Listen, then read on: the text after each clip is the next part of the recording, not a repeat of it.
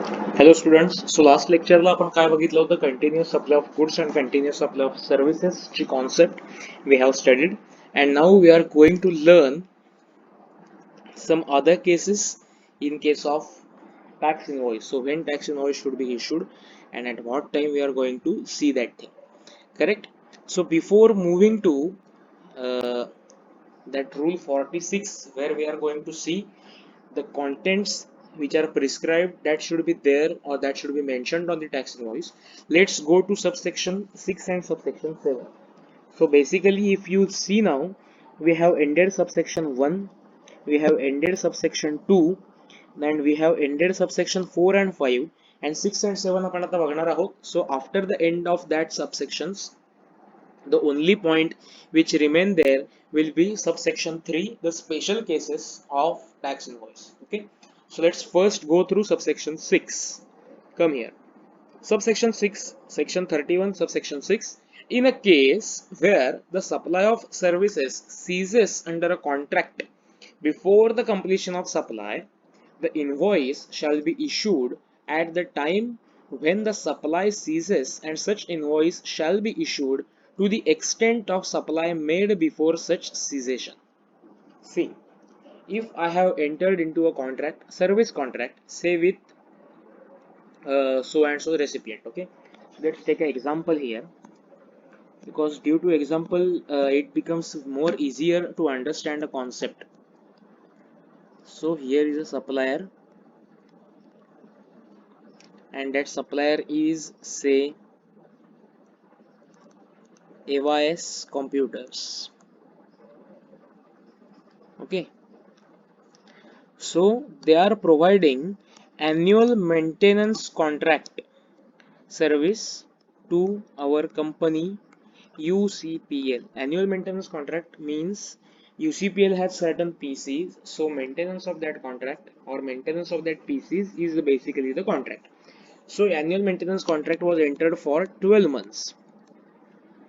Correct. So you can see that annual maintenance contract may be treated as continuous supply of goods or continuous supply of services, because the contract is for more than 3 months and that services may be provided for recurrent or continuous basis. Okay. So they have decided that they should raise invoice after each month. If you examine the contract, that invoice shall be raised after end of each month. Correct. Now after 6 months, after completion of 6 months, UCPL and AYS Computers had a fight. So त्यांचं भांडण झालं, काहीतरी issue पटला नाही. So they have decided to end up with the AMC contract. So त्यांनी AMC contract end करण्याचा decision घेऊन टाकला. नाऊ त्यांनी काय सांगितलंय की ज्या वेळेला एखाद्या कॉन्ट्रॅक्टच्या अंडर तुम्ही सप्लाय ऑफ सर्व्हिस करत असता आणि हा सप्लाय ऑफ सर्व्हिस सीज होतो म्हणजे रेस्ट्रिक्ट होतो, त्या ठिकाणी एंड होतो, स्टॉप होतो before the completion of supply. So whole supply complete होण्यापूर्वीच तुमचं कॉन्ट्रॅक्ट सीज होतं, तुमचं कॉन्ट्रॅक्ट एंड होतं. ॲट दॅट टाइम इनवॉइस तुम्ही केव्हा इश्यू करायचं आहे, तर invoice shall be issued at the time when supply ceases. ज्या वेळेला तुमचं कॉन्ट्रॅक्ट ब्रेक होईल, ज्यावेळी सप्लाय ऑफ सर्व्हिस सीज होईल, at that time you have to issue invoice, and to which extent that such invoice shall be issued to the extent of supply made before such cessation. ते cease होण्यापूर्वी, ते contract break होण्यापूर्वी जेवढा supply केला असेल तेवढ्या सप्लायसाठीचं invoice त्या डेटला तुम्हाला इश्यू करायचं आहे. करेक्ट. सो एएमसीच्या केसमध्ये आपण काय बघितलं, समजा 6 महिन्यांनी कॉन्ट्रॅक्ट झालेला आहे. So after the end of that point when the contract will end, the supply will cease, that time तुम्हाला इनव्हॉइस इश्यू करावं लागेल. तुम्हाला आफ्टर म्हटलेलं नाहीये, at the time when supply ceases. So ज्यावेळी तुमचं अग्रीमेंट होईल आणि तुम्ही डिसाईड कराल की no we are no wanting to cease our supply, at that time you have to issue invoice to the extent supply covered before such सिझेशन. तो seize होण्यापूर्वी जेवढा काही सप्लाय तुम्ही केला असेल तेवढ्या सप्लायसाठी इनव्हॉइस तुम्हाला त्या सिझेशनच्या दिवशी इश्यू करावं लागेल. ठीक आहे. So it is very easy concept. की समजा आम्ही एक कॉन्ट्रॅक्ट केलं सप्लाय ऑफ सर्व्हिस. गुड्सच्या केसमध्ये काय होतं की गुड्स तुम्ही ऑलरेडी डिस्पॅच केलेले असतात, तर ते एकतर रिटर्न येतील किंवा नाही येणार, त्या केसमध्ये होणार नाही. पण सर्व्हिसच्या केसमध्ये कसं असतं की सर्व्हिस सप्लाय कंटिन्युअस बेसिसवरती चालू असतो आणि इन बिटवीन मध्ये कुठेतरी तो ब्रेक झाला. सो कंटिन्युअस सप्लाय नको, इव्हन रुटीन सप्लाय जर असेल, सी फॉर एक्झाम्पल मी एखादं ऑडिट करणार आहे, ऑडिटिंग सर्व्हिस प्रोव्हाइड करतोय फॉर एक्झाम्पल 6 ब्रांचेस, 6 ब्रांचेससाठी मी ऑडिटिंग सर्व्हिस प्रोव्हाइड करतोय आणि 3 ब्रांचेसचं ऑडिट झाल्यानंतर आमचं काहीतरी कॉन्ट्रॅक्ट फिक्स कटलं आणि then I wanted to decide to cease my supply of services. So when we decide to break, when we decide to cease that supply, at that time I have to issue invoice. आणि जर का त्यावेळेपर्यंत मी 2 ब्रांचेसचं audit केलेलं असेल तर त्या 2 branches साठीच्या व्हॅल्यूसाठी जी काय माझी ऑडिटिंग सर्व्हिसची व्हॅल्यू असेल तेवढ्यासाठी मला इन्व्हॉइस इश्यू करायला लागेल. सो तुमचं सप्लाय ऑफ सर्व्हिस सीज होईपर्यंत तुम्ही जो काही सप्लाय केलेला असेल ऑब्व्हियसली त्याच सप्लायसाठी तुम्ही इन्व्हॉइस त्या डेटला, ज्या दिवशी तुमचं सप्लाय ऑफ सर्व्हिस सीज होईल म्हणजे स्टॉप होईल, कॉन्ट्रॅक्ट ब्रेक होईल, त्या दिवशी तुम्हाला इन्व्हॉइस इश्यू करावं लागेल. I think we are clear with this subsection. Now let's go to subsection 7. Before moving to subsection 7, let's come here what they have said. Yeah, they have just given just this explanation, so they have also not explained anymore. Now subsection 7, notwithstanding anything contained in subsection 1, correct? So this clause overrides subsection 1. Subsection 1 was in issue of invoice in case of taxable goods, supply of taxable goods. What they have said, notwithstanding anything contained in subsection 1, where goods being sent or taken or approval basis, approval for sale or return, are removed before the supply takes place, the invoice shall be issued before or at the time of supply or 6 months from the date of removal, whichever is earlier. आता supply on approval or good sent on approval basis म्हणजे काय हे तुम्हाला माहिती असेल. Sometimes the customer wants to see first the use that goods or customer wants to experience that goods and only after that he will order that goods or he will accept the supply. So sometimes the goods are sent to the recipient for approval basis. आता ह्यावेळी 2 possibility आहेत. When आता आपल्याला subsection 1 काय सांगतो तर ज्यावेळी तुम्ही गुड्स रिमूव्ह कराल त्यावेळी तुम्हाला इन्व्हॉइस इश्यू करायचा आहे. पण ज्यावेळी आम्ही आता ह्या केसमध्ये गुड्स सेंट ऑन अप्रुव्हलच्या केसमध्ये when we are removing our goods we don't know whether supply is going to take place or not. आपल्याला माहिती नाही की सप्लाय होईल का नाही होणार. That might there is a possibility that our recipient may reject our supply. Recipient आपला supply रिजेक्टही करू शकतो. So there are both possibilities. So त्यांनी असं सांगितलेलं आहे, म्हणून मुळात हे एक्सेप्शन घातलेलं आहे सबसेक्शन 1 ला, की जेव्हा goods are sent on approval basis अशी कंडिशन असेल, at that time the invoice shall be prepared or invoice shall be issued before or at the time. Again तुम्ही आधी इन्व्हॉइस इश्यू करू शकता पण लास्ट डेट काय असणार आहे, और जी लास्ट इश्युअन्सची डेट असेल ती काय असणार आहे, तर before the supply takes place. At the time of supply म्हणजे काय, तर ज्यावेळी कस्टमरचे अप्रुव्हल येईल त्यावेळेला आमचा सप्लाय झाला असं आपण म्हणणार. सो ते जर अप्रुव्हल येईल ती date or 6 months from the date of removal whichever is earlier.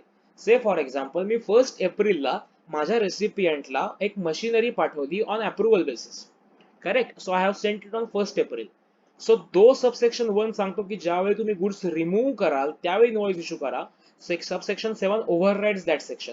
So मी म्हटलं की आम्ही त्यावेळेला इन्व्हॉइस इश्यू करणार नाही. आता 2 पॉसिबिलिटीज आहेत की 1 एप्रिलला पाठवलेल्या मशिनरीसाठी मला 1 ऑगस्टला अप्रुव्हल मिळालं, की त्यांनी 2-3 महिने यूज करून बघितलं और as per my terms of our contract and on 1 August I received the approval from my customer that yes, we are going to take this machinery and now this machinery will be ours. आता त्या ठिकाणी supply केव्हा झाला, when actually ज्यावेळी आम्ही त्याचं position transfer केलं, ज्यावेळी sale will take place. So in this case, I have to issue invoice, I have to prepare invoice on 1st of August. Okay, because I received consent from my recipient on that date. Now, आता दुसरी केस घेऊया. I received consent on 1st December after 9 months or after 8 months. Now they are saying that at the time of supply or 6 months from the date of removal, whichever is earlier. Now I have received the consent on 1st of December, but 6 months from the date of removal will end on 30th September. So in this case, in this scenario, I have to issue invoice on 1st of October 2020 because I have not received the approval of my recipient until 6 months. So they have decided 6 मंथचा period त्यांनी कुठेतरी act मध्ये decide केलेला आहे. So जर 6 महिन्यापर्यंत approval मिळालं तर ज्या दिवशी अप्रुव्हल मिळेल त्या दिवशी किंवा त्याच्या आधी तुम्ही इन्व्हॉइस इश्यू करायचा आहे. जर तुम्हाला अप्रुव्हल मिळालंच नाही तर 6 महिन्यानंतर येणाऱ्या पहिल्या दिवशी, the day after the expiry of 6, first day after the expiry of 6 months, you have to issue the invoice. लक्षात येतंय. So goods sent on approval basis साठी आम्हाला कधी इन्व्हॉइस इश्यू करावं लागतं, either when we are going to receive the consent, that means when the supply is going to take place, or the 6 months from the date of removal of goods from your premises, whichever is earlier. Correct? So I think हाही clause फार मोठा difficult नाहीये, हाही तेवढाच easy होता. Now let's go to discussion that is given in your ICR study material. That is exactly same as what we have discussed right now. ठीक आहे. So तुम्ही बेअर टेक्स्टच वाचा, इथे काय परत सेपरेट मोठी गोष्ट दिलेली नाहीये. Okay, yes. So now come to the contents of the invoice. So invoice वरती काय काय कंटेंट्स असले पाहिजेत. सो बेसिक आपण सबसेक्शन 1 ने काय काय किंवा सबसेक्शन 1 आणि 2 ने काय काय कंटेंट सांगितलेले आहेत. एक तर description of goods or services. In case of goods तुम्हाला क्वांटिटी मेन्शन करायचे, सर्व्हिसच्या केसमध्ये क्वांटिटी मेन्शन करता येत नाही. थर्ड थिंग तुम्हाला काय मेन्शन करायचं, व्हॅल्यू मेन्शन करायचे, टॅक्स चार्ज देअर ऑन म्हणजे सीजीएसटी एसजीएसटी चेंज ते मेन्शन करायचं आहे, and other particulars as may be prescribed. So these other particulars are given in rule 46 which I have told you earlier. So आता आपल्याला ते एक एक बघायचं आहे की कुठचे डिटेल्स तिथे मेन्शन करावे लागतील. But before moving to that, इथे एक HSN नावाची कॉन्सेप्ट आहे, हार्मोनाइज सिस्टीम ऑफ नॉमेनक्लेचर. ती ऍक्च्युअली आपल्याला व्हेरी फर्स्ट टॉपिक जो आपण इंट्रोडक्शन टू जीएसटी बघितलं होतं त्याच्यामध्ये आपण ते HSN कोड बद्दल डिस्कशन केलं होतं. सो बेसिकली त्याचा एक खालती सर्क्युलर किंवा नोटिफिकेशन आहे, तो पार्ट आपण कव्हर करू आणि मग आपण ते जे काही कंटेंट्स दिलेले आहेत, आय थिंक 16 कंटेंट्स आहेत ऍज पर रूल 46, ते आपण वन बाय वन बघत जाऊ. करेक्ट. सो ते बघून झाल्यावरती आपला पहिला पार्ट जो आहे तो स्पेशल केसेसच्या नॉर्मल केसेसचा पार्ट जो आहे तो संपेल. सो बेसिकली HSN बद्दल तुम्हाला थोडीशी माहिती सांगतो की जे वर्ल्ड ट्रेड ऍग्रीमेंट झालेली आहे, WTO ज्याला म्हणतात. सो त्या वर्ल्ड ऍग्रीमेंट प्रमाणे आपण बऱ्याच देशांनी ही जी हार्मोनाइज सिस्टीम ऑफ नॉमेनक्लेचर, ही जी क्लासिफिकेशनची सिस्टीम आहे वेगवेगळ्या गुड्सची, ही अडॉप्ट केलेली आहे. से फॉर एक्झाम्पल, तुम्ही समजा एखाद्या गोष्टीला एखादं नाव दिलेलं आहे, that might be possible that in another region that thing or that commodity is recognized by some other name. ठीक आहे. सो फॉर एक्झाम्पल तुम्ही म्हणून आपल्याकडे केमिस्ट्रीमध्ये पण बघा H2SO4. So they have given the scientific name.